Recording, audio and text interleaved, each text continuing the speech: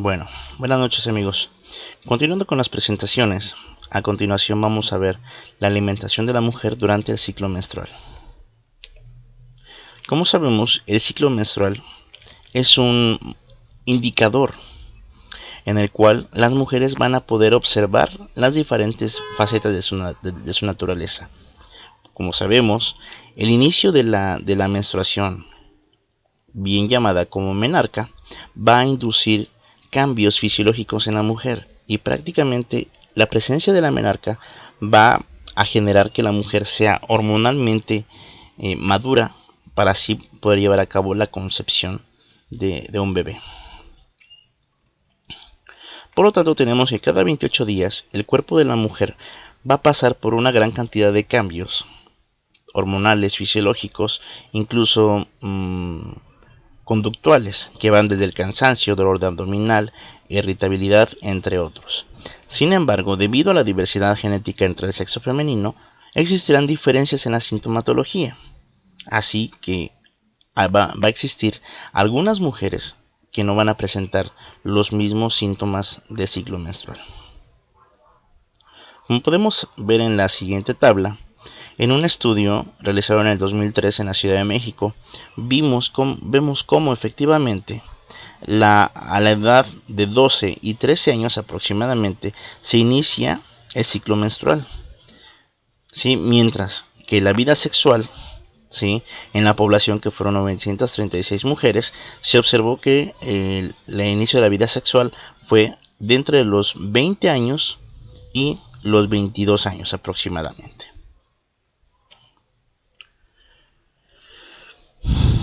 Y en esta tabla 2 vemos algunas características del sangrado menstrual. Por ejemplo, a partir de los 936 casos se observó que el 78% va a generar un sangrado con duración de 3 a 7 días. Esto se va a relacionar con lo que vimos anteriormente, que van a existir mujeres que van a presentar una menstruación prolongada, es decir, que dure 7 días, o lo contrario, una menstruación muy corta, es decir, que dure aproximadamente 3 días. Recordando, sabemos que durante el ciclo menstrual existe la aparición de dos fases, que es la fase folicular y la fase lútea. En la fase folicular va a estar relacionada con el ciclo ovárico, que es a partir del folículo de Graf se va a llevar a cabo la maduración de ese folículo de Graf, para que posteriormente al día 14 ese folículo libere el óvulo maduro, ¿sí? Y posteriormente este óvulo maduro se establezca en el endometrio y aquí espere la presencia del espermatozoide, que nos permita la fecundación del óvulo por parte de la célula masculina. Y también vemos cómo dentro de estos procesos se va a llevar a cabo la participación de hormonas como la hormona luteinizante, la hormona folículo estimulante, el estradiol y la progesterona. Bueno, y ahora, ¿cuáles son los síntomas del ciclo menstrual? Los síntomas van a estar relacionados a las diferentes fases del ciclo. Por ejemplo, en el sangrado o menstruación va a existir un dolor en el bajo vientre, dolor de espaldas o piernas. ¿Sí? También va a existir mareos, náuseas, vómitos o incluso diarrea. Mientras que en la primera etapa de días infértiles va a existir la sensación de plenitud, es decir, un incremento en la energía y un incremento en la fuerza. Mientras que los días fértiles va a existir un dolor punzante en el bajo vientre y esto va a generar aumento en la secreción vaginal.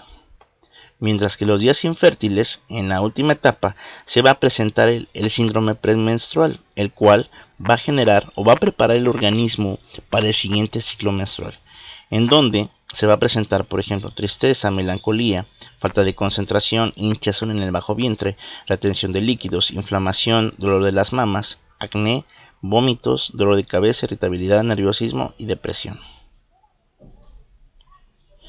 Entonces, con base en esto, debemos establecer la siguiente pregunta: ¿cuál es la importancia de la calidad y el tipo de alimentación durante el ciclo menstrual?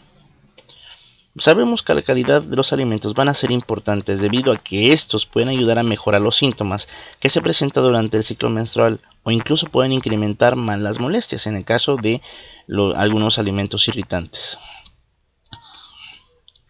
Entonces, ¿cómo debe de ser la alimentación durante la menstruación? Primeramente, aquí el objetivo de la alimentación va a ser estabilizar los nervios y las emociones, como mediante el consumo de alimentos ricos en minerales como el magnesio. El magnesio presenta en algunas verduras como las espinacas, ya sea crudas o cocidas, en el germen de trigo, cacahuates, almendras, pistachos, garbanzos, pepitas de girasol, avellanas, soya de grano, trigo entero, guisantes, chocolate, pan integral u omega 3. En este caso, debo de llamar su atención en el caso del chocolate. Como sabemos, el chocolate va a inducir la síntesis de un neurotransmisor que es la serotonina, el cual va a estar relacionada con una mejora en el estado anímico de la persona. Mientras que el omega 3 va a ser importante para la contracción de los músculos. ¿Sí? Por lo tanto, una dieta rica en omega 3 y algunos nutrientes como el ácido fólico, hierro, ¿sí? Vitamina K, por ejemplo, entre otros, nos va a inducir un mejor estado en el paciente, ¿sí? Debido al sangrado va a estar tirando diversos nutrientes que pueden necesitarlos después. Entonces, el objetivo va a ser restablecer esos nutrientes que se están perdiendo, por ejemplo, el hierro, ¿sí? Algunos carbohidratos, lípidos, entre otros. Mientras que en los días infértiles, después de la menstruación, ¿cómo tiene que ser la alimentación? Primero, aquí hay que establecer que las hormonas estabilizan sus niveles en la época más relajada y de mayor actividad física. Aquí no pueden faltar las vitaminas, ¿sí? Los cuales van a estar presentes en los vegetales frescos. También hay que aumentar la hidratación. También hay que consumir alimentos ricos en hierro para, para, para restablecer los niveles de hierro que fueron perdidos en la fase anterior, ¿sí? Ya sea por la ingestión de vegetales, de hoja verde, lechuga, espinaca o incluso en la ingestión de tejidos animales como las vísceras o el hígado. También es importante consumir calcio, ¿sí? Principalmente de las legumbres y menor cantidad de los lácteos.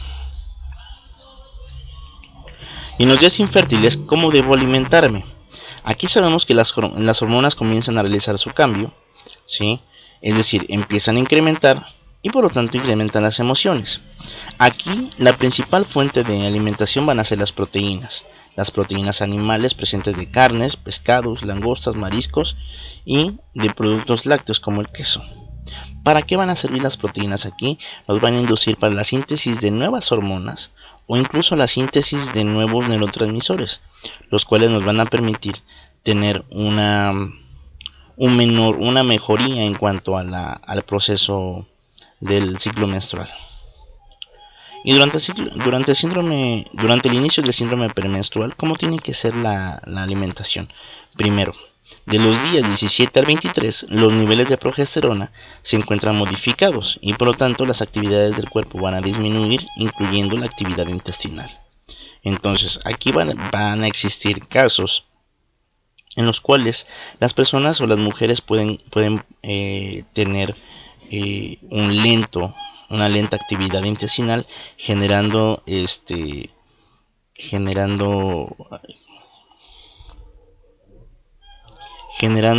una pérdida de la capacidad intestinal.